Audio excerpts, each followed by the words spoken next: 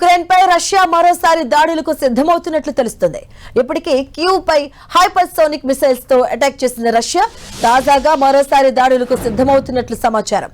ఈసారి కీవ్ లోని రక్షణ రంగ పరిశ్రమలు, కమాండ్ సెంటర్లు, డ్రోన్ తయారీ కేంద్రాలే లక్ష్యంగా చేసుకుని దాడి చేసే అవకాశం ఉంది. ఈసారి జరగబోయే దాడులు అత్యంత భయంకరంగా ఉండే ఛాన్స్ ఉంది. కీవ్ నగరంలో ఉంటున్న విదేశీయులను రష్యా అలర్ట్ చేసింది. ఈ మేరకు రష్యా కీలక ప్రకటన రిలీజ్ చేసింది. విదేశీయులు కీవ్ను విడిచి వెళ్లిపోవాలంటూ ఆదేశాలు జారీ చేసింది. మిలిటరీ, సాధారణ పరిపాలన భవనాలకు సాధారణ పౌరులు దూరంగా ఉండాలంటూ హెచ్చరికలు జారీ చేసింది. రష్యా హెచ్చరికలతో ఏ క్షణమైనా యుక్రెయిన్ పై రష్యా అటాక్ చేసే ఛాన్స్ ఉంది.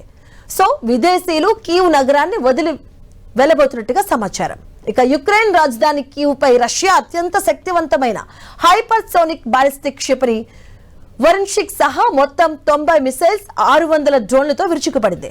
యుక్రెయిన్ తో దాదాపు 4 ఏళ్లుగా సాగుతున్న యుద్ధంలో వరుణ్షిక్ మిసైల్స్ ను ఇప్పటికే 2 సార్లు ప్రయోగించింది రష్యా.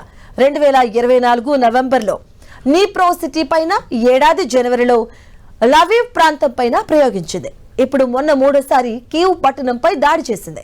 ఇక బిలా జెర్క్వా నగరాన్ని తాకిన ఈ మిసైల్ అటాక్ తో యుక్రెయిన్ ఒక్కసారిగా వణికిపోయింది.